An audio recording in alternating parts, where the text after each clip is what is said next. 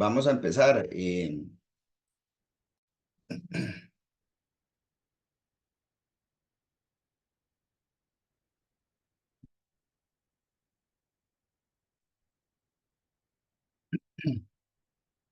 Bueno, muy buenas noches. Ahí sí me escuchan, me escuchan bien.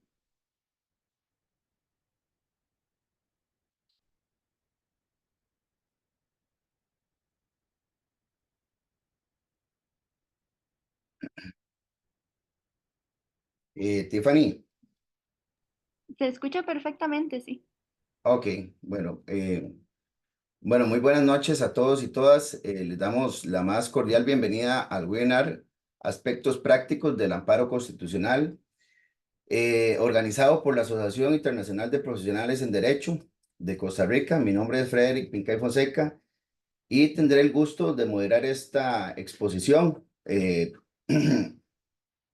Primero, antes de dar inicio con la charla, les agradecemos sinceramente la presencia, ¿verdad?, virtual el día de hoy. Hoy abordaremos uno de los instrumentos jurídicos más importantes para la protección efectiva de nuestros derechos fundamentales, el recurso de amparo constitucional. En tiempos donde las libertades y garantías ciudadanas enfrentan desafíos constantes, conocer de forma práctica cómo ejercer este mecanismo constitucional se convierte en una tarea imprescindible, no solo para los juristas, sino también para los ciudadanos conscientes y comprometidos. Para profundizar en este tema, contamos con un expositor de lujo, un verdadero experto en la materia, el licenciado Andrei Mora Gamboa. Don Andrei es licenciado en Derecho y cuenta con una especialidad en Derecho Constitucional otorgada por la Universidad de Pisa, además de ser ingresado al Máster de Derecho Constitucional de la Universidad de Costa Rica. Su sólida formación académica se complementa con una valiosa experiencia de más de 10 años en materia de derecho público y derecho constitucional. En los últimos años ha desempeñado un rol crucial como letrado en la Sala Constitucional, lo que le brinda una perspectiva única y directa sobre la aplicación práctica del amparo. Además, don André comparte generosamente su conocimiento como tutor del Diplomado sobre Justiciabilidad de los Derechos Humanos del Instituto Interamericano de Derechos Humanos y como asistente de la Cátedra de Derechos Humanos UNESCO Universidad de La Salle, Centro de Estudios en Derechos Humanos. Así que vamos a aprovechar su vasto conocimiento y experiencia para entender con claridad y precisión cómo opera en la práctica este recurso fundamental. Antes de cederle la palabra a don Andrei, en cuanto a la dinámica de la charla, tendremos un espacio dedicado específicamente para responder las preguntas una vez que don Andrei haya concluido. Si gustan, van anotando y al finalizar la charla pueden formularlas en el chat, levantando la mano virtual. Con gusto los vamos a ir leyendo para que el licenciado Andrei las vaya evacuando. Sin más preámbulo, es un verdadero honor y un placer dejarles en compañía de don Andrei Mora Gamboa. Adelante, don Andrei, el espacio es suyo. Muchas gracias, don Frederick. Bueno, primeramente quiero agradecer a la Asociación Internacional de Profesionales en Derecho, Costa Rica, eh, por esta invitación. La verdad es que me honra mucho que me hayan considerado para tratar de compartirles un poco el poco conocimiento que puedo transmitirles en cuanto a un tema que al menos desde la praxis jurídica y del día a día en mis funciones en la Sala Constitucional, logro ver y visualizar un poco con el recurso de amparo. Agradecer, reitero, a la asociación, a don Rafael, quien muy amablemente me hizo extensiva la invitación, a don Frederick también porque por esa buena introducción y porque, bueno, ahí en otros momentos hemos compartido y también todo el aprecio profesional y estima profesional, al igual que a don Rafa, igual que a mucha gente conocida que está inscrita para este webinar y también, y para aquellos que no conozco, pues un gusto también y quedo a disposición. Tal vez nada más, Frederick, si podríamos más bien a efectos de que considero que se podría enriquecer mucho la dinámica que podamos tener. Si más bien va surgiendo alguna pregunta, yo no sé si los participantes pueden ir poniendo en el chat alguna consulta y cada cierto tiempo, como vamos contestando algunas cuestiones, considero que podría ser muy provechoso, ¿verdad? Y para al final más bien no abarcar todas las preguntas en un grupo y más bien ir de repente me parece que podría ser un poco más, Más interactiva. puede imprimirle una dinámica un poco distinta. Ok, No sé si ok. me va a entender. Perfectísimo. Perfecto. Eso. Ok. Y bueno, dicho esto, bueno, el recurso de amparo. ¿Qué podemos hablar del recurso de amparo?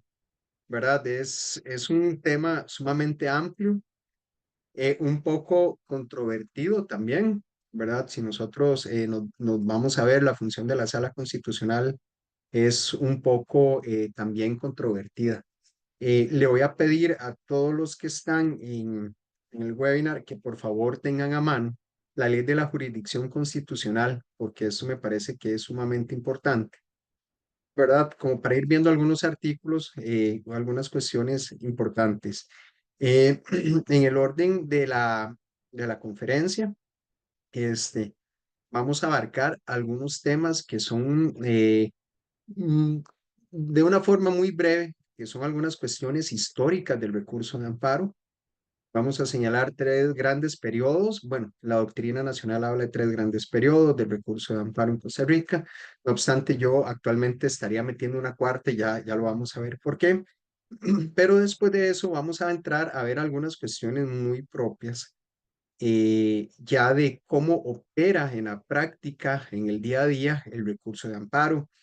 Vamos a ver algunos tips procesales, algunas cuestiones de índole procesal de lo que vemos en la sala constitucional, ¿verdad? De algunas cuestiones que podemos ir viendo y algunos casos de repente que pueden venir a ilustrar todo lo que podemos o que podemos ilustrar el funcionamiento del recurso de amparo como tal, ¿verdad? Dicho esto, bueno, vamos a iniciar.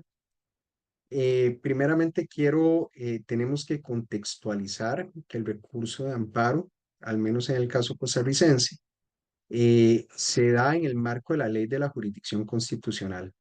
Tenemos que, para entender el funcionamiento primeramente de la sala constitucional, tenemos que situar, ¿verdad? Aquello que habla de los modelos de justicia constitucional, ¿verdad? Y esto es sumamente importante por las características que ya vamos a mencionar del recurso de amparo. Eh, para aquellos que de repente no han tenido algún contacto con los modelos de justicia constitucional, encontramos dos grandes modelos de justicia constitucional, que es un modelo difuso y un modelo concentrado, ¿verdad? Entonces, pero para también entender esto, tenemos que situarnos en una cuestión sumamente importante. El profesor alemán Matthias Herdegen habla de que los ordenamientos jurídicos han tenido dos procesos de sedimentación a lo largo de su historia. Una que fue la constitucionalización de los ordenamientos jurídicos y una segunda, la internacionalización de los ordenamientos jurídicos. Cuando nosotros empezamos a hablar de la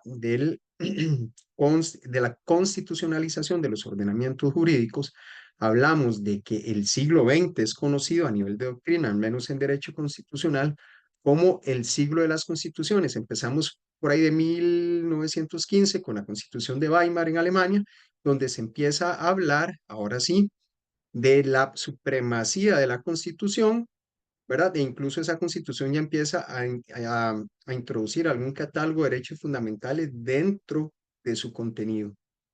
Posteriormente encontramos un proceso de internacionalización, principalmente como consecuencia de las secuelas de la Segunda Guerra Mundial, que surge la necesidad entonces de que vengamos a tutelar los derechos fundamentales o los derechos humanos, ¿verdad? En una latitud vamos a ver, externa al ordenamiento jurídico, externa a los estados de una manera subsidiaria y cuando los estados ya terminan, o más bien cuando el ordenamiento jurídico de los estados termina siendo insuficiente, ¿verdad? No obstante, les decía que tenemos que entender eso un poco o tener eso claro para entender un tema de los modelos de justicia constitucional, a pesar de que el primer modelo de justicia constitucional lo encontramos en el famoso caso Madison versus Marbury, ¿verdad? En 1804 en Estados Unidos, pero empieza a darse esa bifurcación de los modelos de justicia constitucional a partir del siglo XX con la constitucionalización y con la internacionalización de los ordenamientos jurídicos.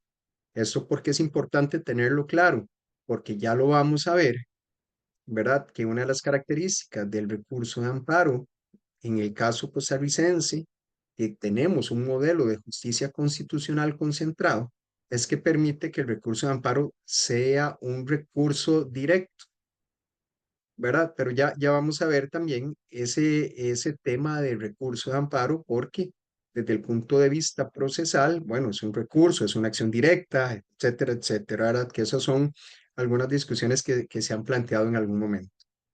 Pero pero nosotros, si vamos a hablar un poco sobre los orígenes del recurso de amparo, también es en 1840 cuando el Congreso de Yucatán, en un inicio de intentar una nueva constitución, empieza a hablarse sobre el recurso de amparo. Manuel Crescencio García Rejón, que es conocido como el padre del recurso de amparo, plantea o crea la figura del recurso de amparo como un recurso de garantía. Entonces, posteriormente, reitero, esa figura se retoma principalmente en el siglo XX, reitero, a partir de la constitucionalización de los ordenamientos jurídicos. ¿Verdad? Ese es un contexto histórico un poco más general, en el cual, reitero, no pretendo eh, extenderme más porque tampoco es la idea de este webinar. Pero ahora sí, dicho esto, en el caso de Costa Rica, nosotros podemos señalar tres grandes etapas del recurso de amparo en Costa Rica.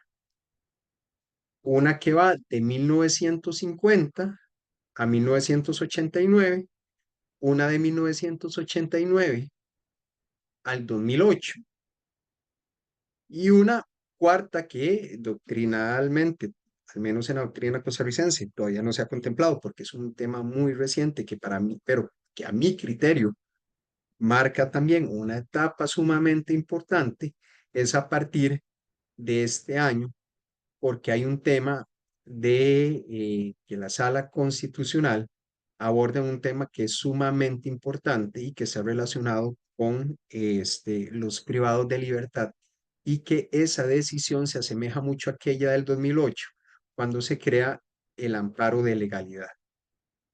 ¿Verdad? Entonces, la Constitución costarricense, en el artículo 48, desde su creación, la Constitución de 1949, establece la posibilidad de acceder al recurso de amparo en ese artículo 48 de la Constitución. No obstante, vamos a ver, cuando hablamos nosotros, aquellos que ya han cursado los cursos de Derecho Constitucional recordarán que en la tipología de normas de la Constitución hay algunas normas que se llaman normas programáticas. Ahora, una norma programática, ¿qué quiere decir? Que requiere de una ley posterior, una ley de la República posterior, para poder ejecutar una orden constitucional o algún contenido de la Constitución. Resulta que entonces esta Constitución de 1949, en su artículo 48, que establece desde su inicio, reitero, el recurso de amparo, necesitaba una ley posterior para poder fundar, para que pudiera más bien tener un funcionamiento o tuviera el cauce procesal un recurso de amparo. Entonces se crea la ley del amparo de 1950. ¿Verdad? Entonces, esa ley estuvo operando de 1950 a 1989. Ese periodo va a estar marcado en muy buena medida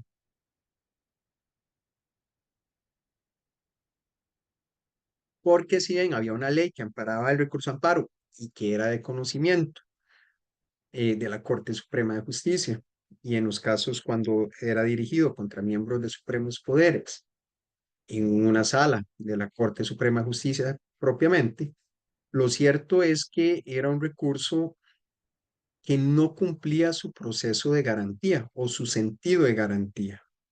Además que tampoco había una noción en la población en general que permitiera ver, bueno, que existe un recurso de amparo para la tutela de derechos fundamentales y de derechos humanos, como ya lo vamos a ver cuando hablamos del tema de internacionalización de los ordenamientos.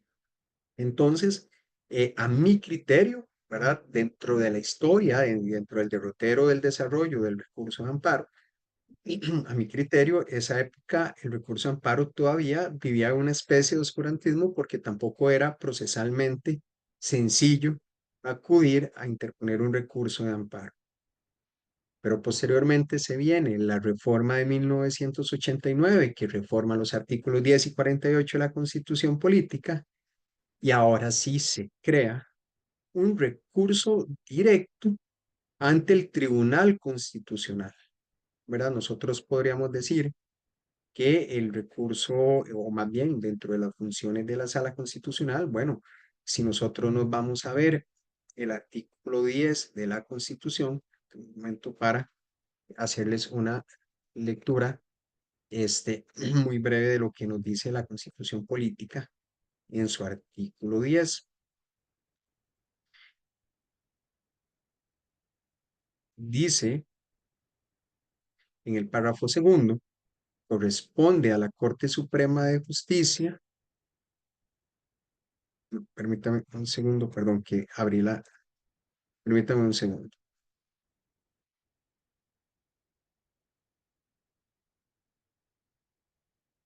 Ahora sí, artículo 10. Corresponderá a una sala especializada de la Corte Suprema de Justicia declarar por mayoría absoluta de sus miembros la inconstitucionalidad de las normas de cualquier naturaleza y de los actos sujetos al derecho público. No serán impugnables en esta vía los actos jurisdiccionales del Poder Judicial, la declaratoria de elección que haga el Tribunal Supremo de Elecciones y las demás que determine la ley. Le corresponderá además dirimir los conflictos de competencia entre los poderes del Estado, incluido el Tribunal Supremo de Elecciones, así como de las entidades u organismos que indique la ley. Conocer las consultas sobre proyectos de reforma constitucional, de aprobación de convenios o tratados internacionales y otros proyectos de ley, según lo disponga la ley. Posteriormente, vamos a hacer una breve lectura también, una lectura rápida de lo que dice el artículo 48. Dice, toda persona tendrá derecho al recurso a habeas corpus para garantizar su libertad e integridad personales y al recurso de amparo para mantener o restablecer el goce de los otros derechos consagrados en esta Constitución, así como de los de carácter fundamental establecidos en los instrumentos internacionales sobre derechos humanos aplicables a la República. Ambos recursos serán competencias de la sala indicada en el artículo 10. De la lectura de estos artículos tenemos además que entender o tener claridad de varios aspectos. ¿Verdad? Primero, nosotros creo que todos los que estamos en este webinar somos abogados o algunos otros estudiantes de derecho, ¿verdad? Que desde el punto de vista técnico tenemos que entender, ¿verdad? Alguna cuestión técnica. De hecho, a mis alumnos en los cursos de Derecho Constitucional siempre se los digo, ¿verdad? Nosotros tenemos que ir aprendiendo algunas cuestiones propias del lenguaje técnico jurídico, ¿verdad? Entonces, la gente que no estudia derecho, que no es abogada, generalmente le llaman sala cuarta a la sala constitucional o le llaman sala cuartazo a cualquier proceso que se presenta ante la sala constitucional. Pero, claro, eso tiene una lógica, ¿verdad? Porque ese artículo 10, en el diseño que quiso hacer el legislador, introdujo la Sala Constitucional, que no es más que un tribunal constitucional en el seno de la Corte Suprema de Justicia. ¿Y qué encontramos en el seno de la Corte Suprema de Justicia? Las salas de casación, sala primera, sala segunda, sala tercera.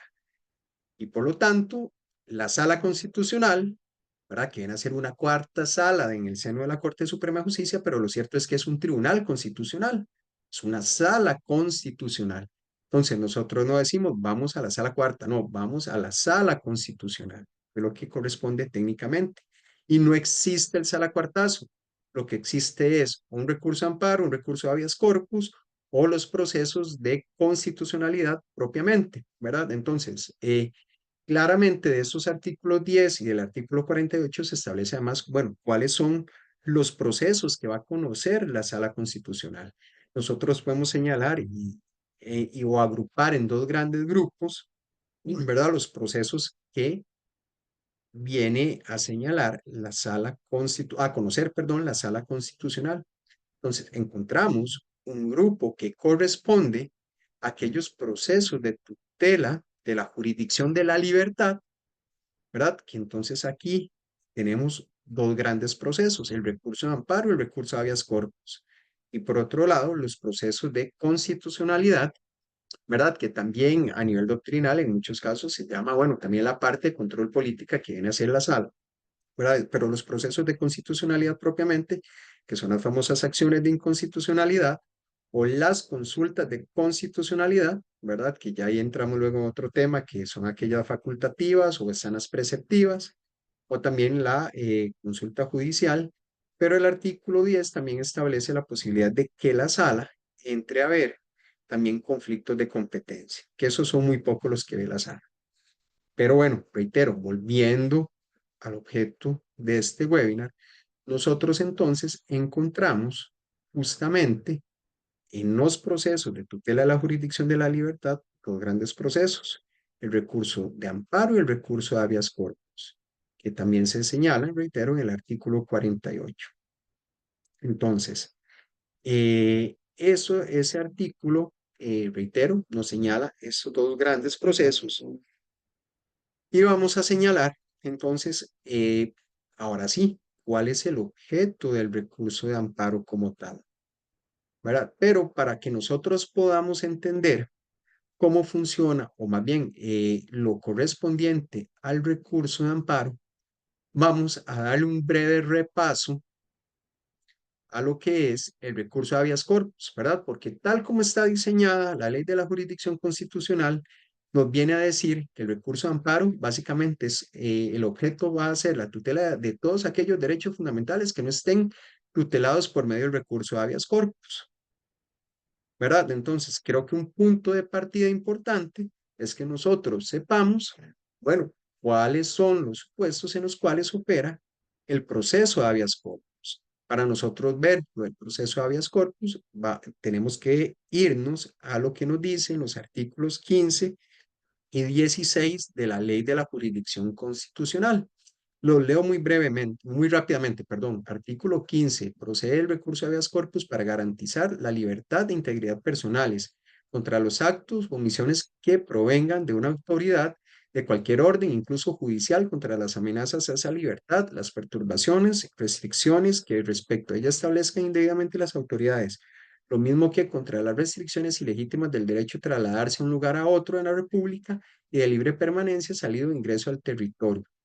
Posteriormente dice el artículo 16, cuando el habeas corpus se alegaren otras violaciones que tengan, o esto es importante, relación con la libertad personal en cualquiera de sus formas y los hechos fueren conexos en el acto atribuido como ilegítimo por constituir su causa o finalidad, en esa vía se resolverá también sobre esas violaciones. Entonces aquí nosotros podemos encontrar alguna, o aquí encontramos en esos dos artículos, o más bien los casos en los cuales procede el recurso de habeas corpus. Encontramos cuando hay una afectación a la libertad, cuando hay afectación a la integridad, cuando hablamos que hay una restricción ilegítima a la libertad ambulatoria, en aquellos casos también incluso de personas extranjeras, ¿verdad? Que están siendo compelidas a abandonar el territorio nacional. Y reitero, todo aquello que está relacionado con el ámbito de la libertad personal y de integridad. Incluso la Sala Constitucional en algunos de estos casos, por ejemplo, en materia de privados de libertad, entra a ver o ha entrado a analizar algunas cuestiones propias de cómo está el encierro de una persona privada de libertad, si tiene las condiciones adecuadas.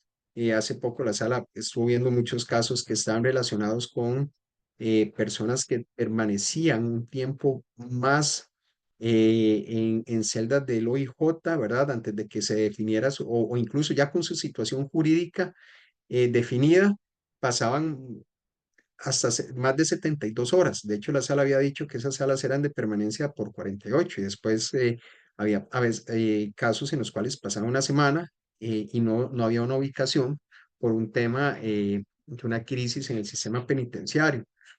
Pero entonces, ya teniendo claridad sobre esta parte del recurso de habeas corpus, ahora sí, nos vamos a lo que dice el artículo 29 de la Ley de la Jurisdicción Constitucional. Y dice que el recurso de amparo garantiza los derechos y libertades fundamentales a que se refiere esta ley, salvo los protegidos por el recurso de habeas corpus. Entonces, por eso reitero, quería que viéramos lo que nos decían los artículos 15 y 16 de la Ley de la Jurisdicción Constitucional respecto al recurso de habeas corpus, porque entonces todos los derechos que no están en ese recurso, pues son los que se van a conocer por medio de un recurso de amparo. continúa diciendo el artículo 29, procede el recurso contra toda disposición, acuerdo o resolución y en general contra toda acción, omisión o simple actuación material no fundada en un acto administrativo eficaz de los servidores o órganos públicos que haya violado, viole o amenace violar cualquiera de aquellos derechos. El amparo procederá no solo contra actos arbitrarios, sino también contra las actuaciones u omisiones fundadas en normas erróneamente interpretadas o debidamente aplicadas. Entonces, vamos a ver, un primer supuesto, reitero entonces, de la procedencia de un recurso de amparo es un recurso que viene a tutelar los derechos y libertades fundamentales que no se protejan por medio del recurso de habeas corpus y o que la lesión o la amenaza o la perturbación a esos derechos fundamentales provengan de un órgano público o de un sujeto de derecho público. Esa es la norma, que procede contra sujetos de derecho público, sumamente importante. Entonces, aquí es importante tener, cuando nosotros decimos que es contra sujetos de derecho público, ¿verdad? Es importante diferenciarlo de otros procesos ordinarios. De hecho, les cuento que recientemente en la oficina pasó un caso que, se había comisionado a la Oficina de Comunicaciones Judiciales de Alajuela para que se notificara a un funcionario público. Pero resulta que el funcionario público era el presidente de una junta directiva de una entidad. Entonces, resulta que no lo notificaban porque decían que le decían en el lugar que el funcionario solo asistía en ciertos horarios y que no tenía una agenda fija para presentarse en la entidad. ¿Verdad? El tema es que cuando se hablamos, un ejemplo, eh, Frederick Pincay es el presidente ejecutivo. Digamos que la Asociación Internacional de Profesionales en Derecho fuera un sujeto de derecho público y el presidente de la junta directiva es Frederick Pincay, ¿verdad? Entonces, resulta que es Frederick Pincay en ejercicio de la presidencia de la junta directiva, no es en lo personal. Entonces, estaría válidamente notificado en el domicilio de la asociación, ¿verdad? Porque no está en lo personal, sino que es en el ejercicio del cargo, ¿verdad? Entonces, eso es un punto importante a tener en consideración a la hora que nosotros presentamos un recurso de amparo, porque se hace en la figura del funcionario y no en lo personal. Ya lo vamos a ver más adelante, de repente, si ese funcionario, ahora sí, no ejecuta una orden emitida por la sala, bueno, ahí sí puede tener alguna consecuencia que pueda afectar su esfera eh, personal, ¿verdad? Pero lo cierto es que se recurre en su función de como funcionario público como tal y no en lo personal, ¿verdad? Entonces, eso es una cuestión de muchísima importancia tenerlo claro. Ahora bien, el artículo 57 de la ley de la jurisdicción sí establece un proceso de amparo que es excepcional, que es contra sujetos de derecho privado, ¿verdad? Entonces, reitero, ese artículo 29 nos dice que la regla es que se recurre contra sujetos de derecho público, pero también existe la posibilidad del recurso de amparo contra sujetos de derecho privado, pero este es un mecanismo o un proceso que es justamente excepcional, ¿verdad? Dice el recurso de amparo, el 57 nos dice, el recurso de amparo también se considera contra las acciones u omisiones de sujetos de derecho privado cuando estos actúen o deban actuar en ejercicio de funciones o potestades públicas o se encuentren de derecho o de hecho en una posición de poder frente a los remedios jurisdiccionales comunes que resulten claramente insuficientes o tardíos para garantizar los derechos o libertades fundamentales a los que se refiere el artículo 2, inciso A de esta ley. Entonces, encontramos que de manera muy excepcional hay un recurso de amparo, perdón, contra sujetos de derecho privado. ¿Cuáles podrían ser acciones que podemos recurrir contra sujetos de derecho privado? Aquí la ley nos lo señala. ¿Y qué nos dice? Dice contra sujetos de derecho privado cuando esos actúen o deben actuar en ejercicio de funciones o potestades públicas. Un ejemplo de esto es, por ejemplo, en materia de derecho a la educación, cuando estamos hablando de un centro educativo privado, ¿verdad? ¿Qué nos dice la Constitución? Que la educación es pública y gratuita, pero el Estado, en algunos casos, tiene la potestad de delegar esa función o ese servicio prestacional a un sujeto de derecho privado, ¿verdad? Pero ese sujeto de derecho privado está asumiendo una función que eventualmente era pública, claro, obviamente, mediando un lucro correspondiente que también se puede relacionar con la libertad de empresa, pero lo cierto es que está ejerciendo una función que por su naturaleza podría ser pública. Entonces, en ese caso, ahí encontramos un supuesto de un amparo contra sujeto de derecho privado. ¿Qué pasa también? Pasa mucho cuando en casos de arrendamientos, ¿verdad? Que hay una disputa entre el arrendante y el arrendatario, ¿verdad? Cuando el primero de repente suprime ante la falta de pago los servicios básicos, que eso en la jurisprudencia de la sala dice que no es posible, ¿verdad? Sino que tiene que dirimir el conflicto contractual en la vía correspondiente, pero que eso no implica que haya un derecho para suprimir servicios básicos.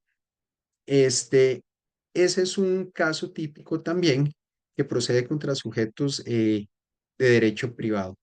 Eso por dar un par de ejemplos en cuanto a eso. Pero reitero, el recurso de amparo contra sujetos de derecho privado es sumamente excepcional y la sala hace un tamiz en la etapa de admisibilidad. ¿Para qué? Para ver la posibilidad, o más bien si se cumplen esos supuestos del artículo 57 de la Ley de la Jurisdicción Constitucional. Eh, ok, ahora bien, ya hemos definido un poco lo del objeto del recurso de amparo y y vamos a ver los supuestos vamos a ver ahora entonces, ya vamos a reiterar algunas cuestiones puntuales de esto en cuanto a la legitimidad pasiva y activa en la materia del recurso de amparo. No obstante, antes de pasar a esa etapa, hay un tema que quiero también mencionarles y es, bueno, justamente lo siguiente, ¿verdad? Bueno, se habla de un recurso de amparo. Desde el punto de vista procesal, ¿verdad? ¿Qué tenemos respecto del recurso de amparo? ¿Es un recurso o es una acción directa? ¿Verdad? Procesalmente o desde el punto de vista del derecho procesal, se habla de recurso cuando lo que se pretende impugnar es una resolución de primera instancia, generalmente, ¿verdad? Entonces, hay un tribunal o una autoridad judicial, o bueno, o en vía administrativa también, se emite un acto administrativo y posteriormente, ante la inconformidad de la parte vencida en la contienda, bueno, procede generalmente a la interposición de una acción recursiva, ¿verdad? Lo que pasa es que cuando nosotros hablamos de recurso de amparo, en realidad no es una acción recursiva, ¿verdad? Incluso la sala constitucional, y si nosotros nos vamos a lo que dice el artículo 30 de la ley de la jurisdicción, ¿verdad? Dice que no procede contra las resoluciones y actuaciones jurisdiccionales del Poder Judicial, ¿verdad? Y ya vamos a ver más bien cuándo no procede y cuando veamos el tema de las legitimidades, vamos a ver que no procede tampoco cuando lo que se pretenda impugnar por medio del recurso de amparo es la decisión tomada en una en sede administrativa o bien por un tribunal o por por alguna autoridad judicial, ¿verdad? Entonces, ¿qué nos dice esto? Padre, Mire, sí, señor. tenemos una pregunta. No sé si Ajá. dice don Helbert Cordero que si aplica para empresas propiedad de una institución del Estado, como por ejemplo una sociedad que es propiedad de un banco del Estado. Vamos a ver, no sé si Herbert me dijo. Sí, don Herbert pregunta, digamos, que si el recurso como tal, ¿verdad? Aplica para empresas propiedad de una institución, ¿verdad? Del Estado, como por ejemplo una sociedad que es propiedad de un banco del Estado. Ok, Ujú. creo que don Helbert lo que nos está relacionando ahí es un poco con la posibilidad de un recurso de amparo pareciera contra sujeto de derecho privado. Bueno, aquí habría que ver el caso en concreto, ¿verdad? Porque en estos casos generalmente lo que la sala hace es que entra primeramente a analizar dos cosas, la naturaleza del ente y segundo, cuál es la actuación que se está impugnando. Cuando digo que se revisa la actuación, habría que ver quién es lo que la emite. ¿Es una junta directiva? O es, digamos, o si esto está relacionado, vamos a ver, en el giro comercial de esa empresa, pues si estamos en el tema del giro comercial propio de la empresa, pues ya ahí no estaríamos hablando de un tema de derechos fundamentales, sino que más bien estaríamos hablando de un proceso de legalidad ordinaria, que habría que discutirlo en la jurisdicción ordinaria, en la vía común, sea administrativa o jurisdiccional. Pero habría que ver muy en el caso concreto de qué se trata el caso puntual, ¿verdad? Un ejemplo, la Sala Constitucional ha dicho, por ejemplo, a propósito de esto, un ejemplo, los bancos del Estado en debido proceso, ¿verdad? En el caso del Banco Popular, por ejemplo, en algún momento alguien llegó alegando un tema del procedimiento administrativo, pero resulta que en el análisis de la naturaleza jurídica del banco, resulta que el Banco Popular en el giro comercial actúa como un sujeto de derecho privado, ¿verdad? En el giro comercial, pero también tiene una parte de derecho público porque maneja fondos públicos y entonces por ahí viene además la constitución de una junta directiva. Resulta que la remoción de miembros de junta directiva sí tiene que seguirse un procedimiento administrativo como tal, pero el empleado bancario o la persona que trabaja en el banco tiene una naturaleza de un régimen de empleo distinto, ¿verdad? Que más bien se rige por normas de derecho privado. Entonces, esto lo digo para ilustrar un poco la pregunta que nos hacía don Helbert y que entonces, reitero, habría que ver mucho el caso concreto para ver cuáles son los alcances y la naturaleza del acto que no emite y ver, ¿verdad? Que no sea algo propio del giro comercial de esa empresa.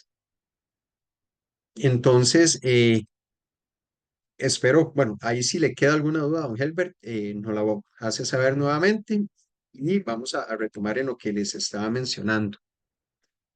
Entonces, ¿qué pasa? Que la Sala Constitucional al final de cuentas, y también lo ha dicho en algunas sentencias propias del recurso habeas corpus, la Sala Constitucional no es una instancia más dentro de los procesos jurisdiccionales ni de los procedimientos administrativos, ¿verdad? Sino que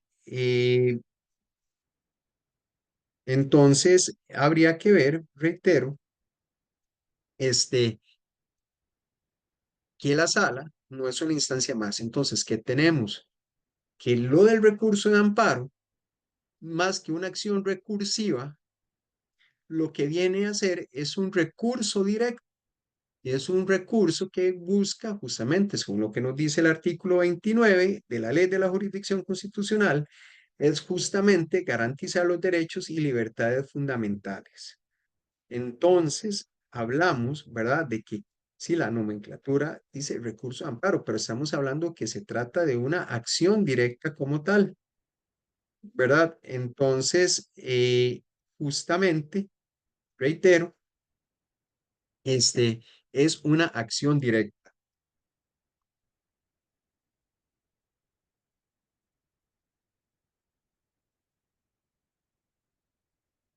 Ok, veo que hay más preguntas, pero ya casi las vamos a ir viendo.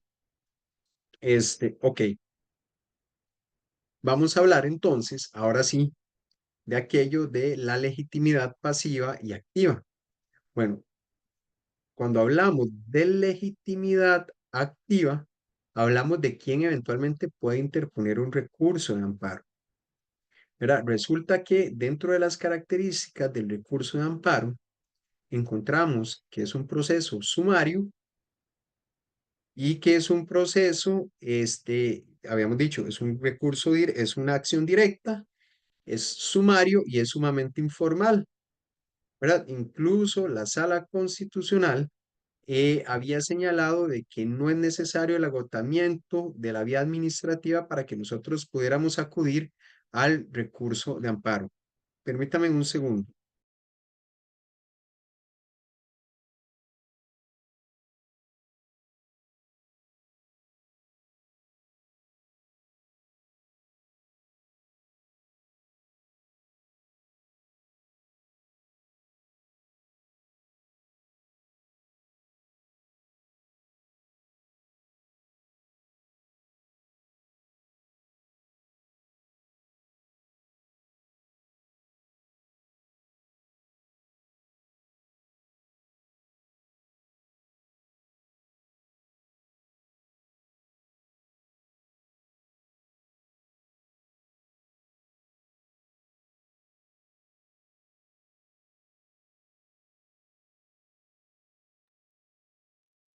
Perdón, es que me está entrando una llamada de la oficina y tenía duda de qué era, pero no era nada grave, por dicha.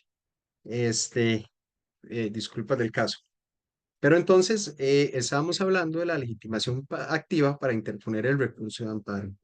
Resulta que les decía que el recurso de amparo es acción directa, es informal y es un proceso sumario como tal.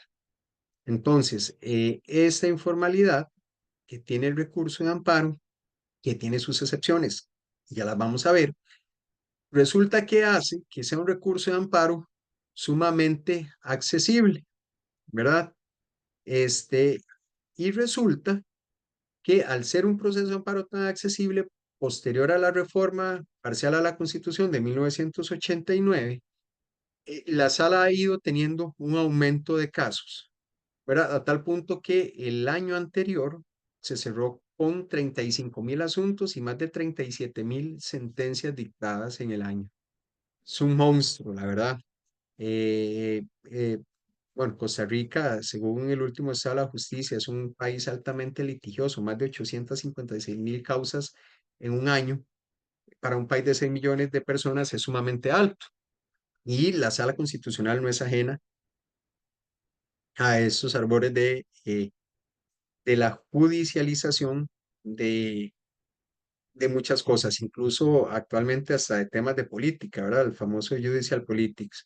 Pero resulta que la sala, en esa plétora de asuntos, eh, siempre ha tratado de garantizar ese acceso directo de todas las personas. Entonces, ¿a qué voy con esto? Que el recurso de amparo lo puede interponer cualquier persona puede interponer un recurso de amparo, siempre y cuando haya una amenaza a una lesión de un derecho fundamental o una lesión a un derecho fundamental, ¿verdad? Del catálogo de derechos fundamentales que están en la Constitución y además aquellos del derecho internacional de los derechos humanos vigentes en Costa Rica.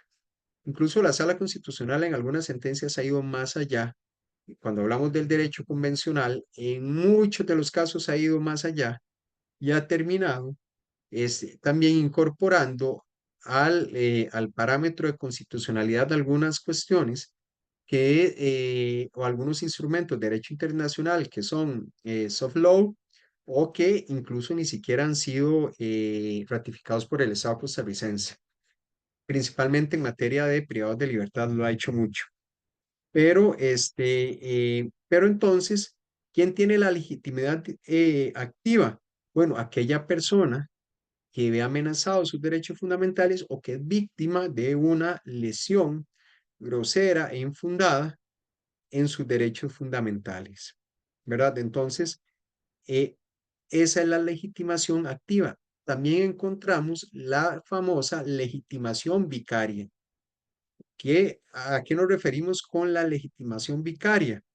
Bueno, cuando nosotros podemos interponer un recurso de amparo a favor de un tercero o un tercero interpone un recurso de amparo a favor de nosotros, ¿verdad? Entonces hablamos de que esa tercera persona, ante la lesión a los derechos fundamentales de una persona, acude, o se abroga la representación y va y presenta o interpone un recurso de amparo a favor de esa otra persona. Ahí encontramos también, reitero, la legitimación vicaria que permite que terceras personas interpongan un recurso de amparo a favor de una persona que está siendo víctima o que de una lesión a sus derechos fundamentales o que se ve amenazada en el pleno goce y disfrute de sus derechos fundamentales. Esto es importante también tener lo que les decía, lo que decía el artículo 48 de la Constitución, ¿verdad? Porque si bien es cierto, el parámetro de constitucionalidad inicialmente está dado por el catálogo de derechos fundamentales que está en la Constitución, lo cierto es que también se incorpora el derecho convencional a través de ese artículo 48. Entonces, también hay una tutela de derechos humanos de la persona que están contemplados instrumentos internacionales de derechos humanos, principalmente aquellos del sistema interamericano en el caso nuestro, ¿verdad? Y que esto nos daría incluso hasta para un webinar aparte de hablar del derecho convencional como tal y cómo se incorpora al ordenamiento jurídico costarricense.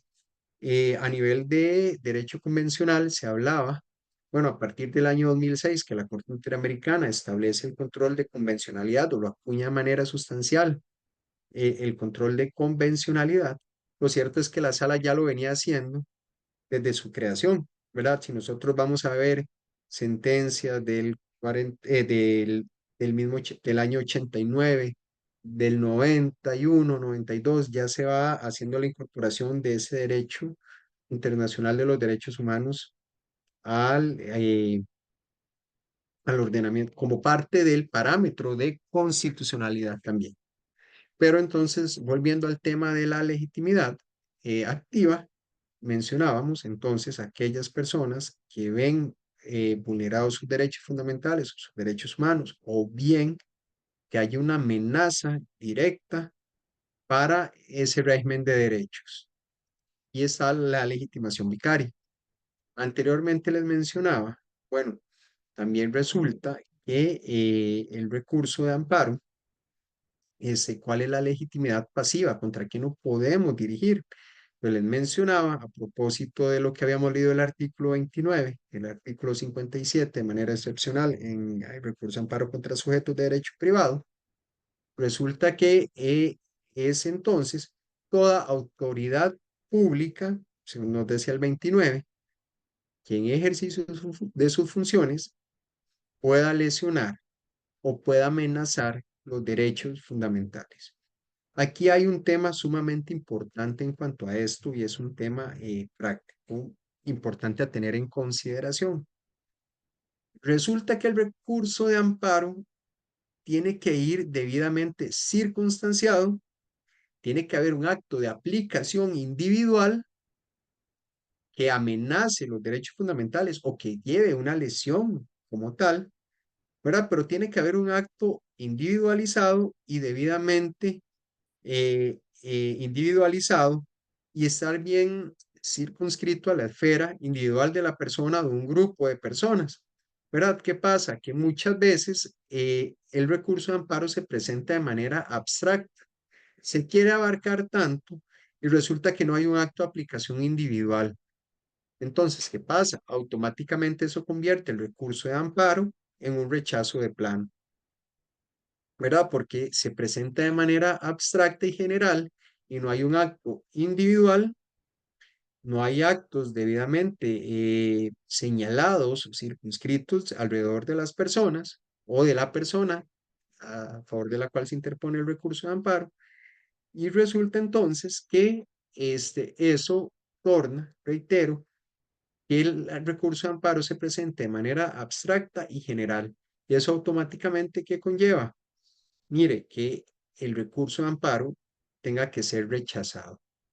Entonces, es sumamente importante tener claridad en la necesidad y en la obligatoriedad de que ese recurso de amparo, reitero, tenga un acto de aplicación individual claramente identificable y que posteriormente podamos nosotros a lo interno del tribunal ver cuál es ese,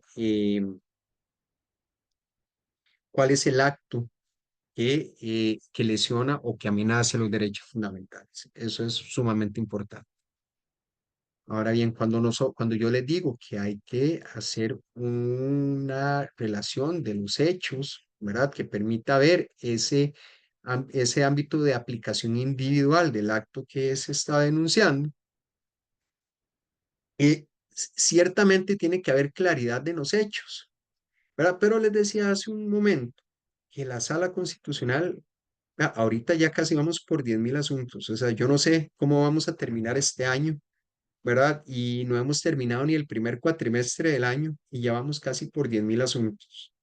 De hecho, la curva de asuntos centrados en la Sala Constitucional ha ido ascendente en los últimos 10 años, ¿verdad? Entonces, yo creo que este año, si al ritmo que vamos, podemos estar cerrando entre 37, 38.000 asuntos en este 2025 y eso va en ascenso. Esto nos dicta varias cosas, ¿verdad? Habla de que una insuficiencia de la administración pública, un mal funcionamiento de la administración pública, pero además, la gente se ha dado cuenta de las bondades del recurso de amparo, además que es un recurso expedito, ¿verdad? La sala, con algunas excepciones, muy, muy contadas excepciones, ¿verdad? Tal vez por el fondo del asunto, en algunos recursos de amparo se tarda un poco más. Es importante tener en claridad de que la ley de la jurisdicción no establece un plazo para que la sala resuelva. No obstante, resulta que el recurso de amparo también está relacionado con lo que dice el artículo 41 constitucional y 25 de la Convención Americana sobre Derechos Humanos, 8 y 25 de la Convención Americana sobre Derechos Humanos, que habla sobre el tema de acceso a la justicia, ¿verdad? Entonces, ¿qué nos pasa con esto?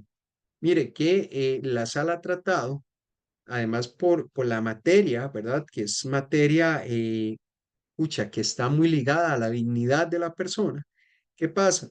Que los tiempos de respuesta se han intentado mantener, pero es sumamente complejo. Les soy honesto, nosotros en la sala a veces trabajamos 12 horas diarias, fines de semana, ¿verdad? De hecho, un día de esos mi hermano me decía, ¿verdad? Porque estaba una actividad familiar y yo el domingo, en un domingo en la tarde y yo con la computadora trabajando para poder dar abasto un poco y poder sacar el circulante. Un precio bastante alto se paga, pero el tribunal termina siendo muy eficiente. Entonces, ¿esto qué ha tenido como consecuencia? Bueno, que el aumento en casos año a año es enorme, ¿verdad? Entonces, les decía que si bien es cierto, hay que hacer una descripción de los hechos para que quede claro que hay un acto de aplicación individual, resulta que este, sí, una cuestión importante es que nosotros seamos puntuales, ¿verdad? Que sea claridad, que haya claridad, pero que a la vez sea un recurso conciso. Resulta que nosotros, a veces a los abogados nos gusta extendernos mucho en lo que nosotros decimos, pero en la sala constitucional opera el principio iura novit curia, el juez conoce el derecho, ¿verdad? Entonces, en muchas ocasiones basta con que nos digan cuál es el acto y nosotros ya sabemos eventualmente cuál es el derecho fundamental que nosotros vamos o que más bien se está impugnando por medio de un recurso de amparo. A veces nosotros a la hora de interponer un recurso de amparo o de contestar un recurso de amparo, incluso hacemos un copy, un extracto, una sentencia de la sala, ¿verdad? Y eso da mucha extensión. Y vieran que a veces en el corre-corre de la sala, eso nos puede jugar en contra más bien, ¿verdad? Porque, reitero, tenemos que ver muchos asuntos diariamente.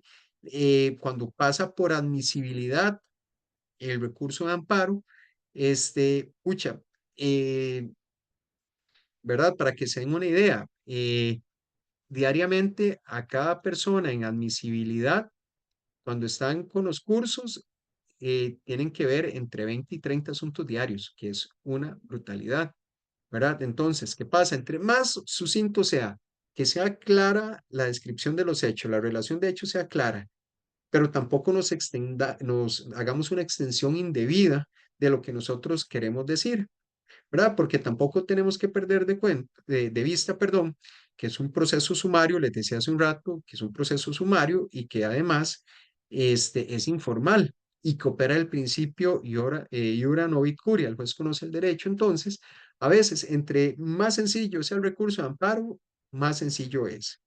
Algunas cuestiones importantes que sí tenemos que tener en consideración.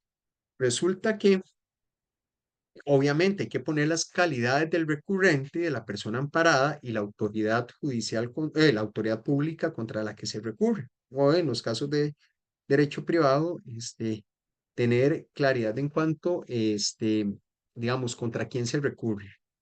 Pero en cuanto a la extensión, entre más sencillo sea, muchísimo mejor. Otra cuestión importante es que no tenemos que olvidarnos de señalar el medio de notificación. Muchas veces pasa que no se señala el medio de notificación. Ojalá sea una dirección de correo electrónico, es muchísimo más sencillo. O si no, recordemos que si se va a señalar un domicilio físico, tiene que ser, bueno, se habla de que es 1 kilómetro a la redonda de la sala. La sala, como se movió a Sabana, ¿verdad? Siempre se toma como referencia la Corte Suprema de Justicia, que es, digamos, la sede original del tribunal. Entonces, a eso, ¿con qué voy? Si vamos a señalar una dirección física, debería estar casi que en el centro de San José o en los alrededores de la Corte, para que llegue el notificador de manera física. Hay quienes todavía estilan una dirección, un número de fax, se les puede notificar por fax también, aunque es lo menos, pero generalmente, y creo que lo más expedito, yo creo que ahora casi todas las personas manejamos una cuenta de correo electrónico, ojalá acreditada ante el Poder Judicial para recibir las notificaciones. Y por ahí un tip además, si pueden señalar un número de teléfono, puede ser fijo o celular, es sumamente importante. A veces nosotros cuando estamos resolviendo un asunto nos surge una duda. Y resulta que para no atrasar el recurso de amparo, haciendo una resolución o un auto previniéndoles que aporten alguna documentación o alguna prueba, etcétera, a veces a nosotros nos queda más fácil tomar el teléfono, llamarlos y comunicarnos directamente con ustedes para que nos brinden eso a la brevedad. Eso ha aligerado mucho, además, los tiempos de respuesta que podemos tener en un recurso de amparo. Entonces, una recomendación que les doy es que por favor aporten un número de teléfono, un número de contacto para justamente si nosotros necesitamos o requerimos algún elemento adicional que se va a aportar a los autos, de repente es más fácil que lo llamemos. Esto siempre bajo la informalidad del recurso de amparo, ¿verdad? Y que ustedes nos aporten esa prueba. Pero además, si se diera ese supuesto de que nosotros los llamamos, una cuestión importante es que seamos concretos también en la respuesta que damos. Pasa mucho que uno llama, ¿verdad? Y a preguntar alguna cuestión y la persona de repente quiere dejar tan claro lo que está pasando o que se han venido hechos nuevos y más bien terminan enredando la consulta que se les hace y más bien eso les va a jugar en contra también, ¿verdad? Entonces, más bien ir puntual, responder de manera puntual lo que nosotros a veces preguntamos cuando hacemos algún tipo de llamada, ¿verdad? Que eso es sumamente, reitero, un medio importante. Este, por Licenciado, ahí, reitero, ajá, hay otra pregunta de don Edgar Carpio. Dice don Edgar, la Sala Constitucional rechaza un recurso de amparo de un órgano colegiado. que se le planteó una revocatoria con apelación al subsidio y lo que hace el ente colegiado es rechazar la revocatoria y archivar y no eleva la apelación. La sala rechaza de plano el recurso aunque se limita, sí, limita a un derecho constitucional. Y eso es como que presentaron un recurso, digamos, ante un órgano colegiado, ¿verdad? Un recurso de revocatoria con apelación en subsidio y el órgano colegiado rechaza el recurso de revocatoria y no eleva el recurso de apelación. eh, Me imagino que ante el superior, ¿verdad? Que para que lo resuelva, se presenta un recurso ante la sala constitucional, ¿verdad? Y la sala lo rechaza de plano. Me imagino que don Edgar lo que quiere saber es por qué, digamos, se rechaza el recurso y por qué no procede como tal. Sí, bueno, don Edgar, gracias por la respuesta. Vamos a ver, como se plantea la consulta, ¿verdad? A veces puede ser un poco complejo darle el motivo del por qué se rechazó. Me da la impresión, ¿verdad? De conformidad con la redacción de la pregunta, es que la sala lo que dijo en algún momento era que era un tema de legalidad ordinaria. Habría que ver cómo se planteó el recurso de amparo porque me parece que eventualmente estamos hablando un tema de denegatoria de acceso a la justicia, ¿verdad? Porque no se elevó la apelación al superior jerárquico. Ahora bien, yo sí considero que en esos casos, ¿verdad? Las partes procesales sí tienen que estar al tanto para que justamente si se da que no se eleva la apelación, ¿verdad? Si no se eleva al superior jerárquico la apelación, bueno, presentar la apelación, la persona interesada directamente ante el superior diciendo, mire, se resolvió esto, ¿verdad? Porque posiblemente, recordemos que el tema de plazo obviamente empieza a correr a partir de que se le notificó la resolución que rechazó la revocatoria. ¿Verdad? Entonces ahí, de repente, la parte sí tenía la necesidad al momento de recibir la apelación, bueno, presentarlo. De hecho, bueno, no sé, las personas que acá son litigantes, si ustedes me preguntan, si yo fuera litigante y estoy en un procedimiento administrativo y veo que se rechaza el recurso de revocatoria, yo presentaría, digamos, a efectos de seguridad de que se vaya a interponer la apelación, yo la presentaría igualmente la apelación ante el superior jerárquico, ¿verdad? Pero me parece que por ahí pudo haber sido la tesis de la sala para rechazar ese asunto. Ok, vamos a ver, creo que por aquí hay una pregunta también de Katia Ciprón, que dice, ¿se puede poner también en el escrito de la acción de inconstitucionalidad del número del contacto? Bueno, es que acá ya estamos en otro tipo de proceso que es completamente distinto, ¿verdad? Que es la acción de inconstitucionalidad. Mire, yo creo que en esos casos, vamos a ver, la acción tiene unas características distintas a los recursos de amparo, porque resulta que la acción de inconstitucionalidad sí tiene una serie de formalidades y sí es un proceso formal, ¿verdad? Que debe seguir algunas cuestiones, empezando por el tema de la legitimidad para interponer una acción de inconstitucionalidad, que es completamente distinto a lo de un recurso de amparo, que es una acción directa, ¿verdad? Entonces, pero bueno, ahí es mejor aplicar aquello que dice que es mejor que sobre y no que falte. Yo pondría el número de teléfono, ¿verdad? En una acción, el número de contacto, yo lo pondría. Por la naturaleza es más difícil que se maneje alguna cuestión de ese tipo, ¿verdad? Porque si hay alguna cuestión que subsanar, en acción sí es necesario que se dicte el auto correspondiente para solicitarle que haya una subsanación. Pero, reitero, es mejor que sobre y no que falte, ¿verdad? Pero sí hay que tener presente que la acción sí tiene sus formalidades más allá de lo del amparo. Ok, por otro lado, bueno, volviendo al tema que les decía, que justamente es importante que nosotros tengamos en consideración ese circulante, incluso no solo a la hora que nosotros interponemos un recurso de amparo, sino también que si nosotros estamos representando o si nosotros somos los recurridos o nosotros estamos representando al recurrido, también que nosotros a la hora de la respuesta también seamos claros, concisos, y pasa algo mucho a nivel, y principalmente reitero, a nivel de nosotros los abogados. Cuando llega la autoridad recurrida y rinde informe, nosotros intentamos replicar o debatir lo que se dice en el informe. Y resulta que, les cuento, ¿verdad? Que muchas veces eh, pasa de que nosotros, el asunto ya está por votarse, está en la sala de votación, incluso el día de la votación, para que lo tengan en consideración, la sala sesiona martes, todos los días que sesiona en la mañana, sesiona martes, miércoles y viernes. Resulta que casi todos los días a las 9 de la mañana, algunas cuestiones, algunos días se hacen algunas votaciones que se extienden, pero vamos a ver, martes y martes se votan asuntos de derecho a la salud, habeas corpus, rechazos de plano, algunos asuntos que los jefes o los magistrados de la sala acuerdan en una votación anterior llevarlos en ese día.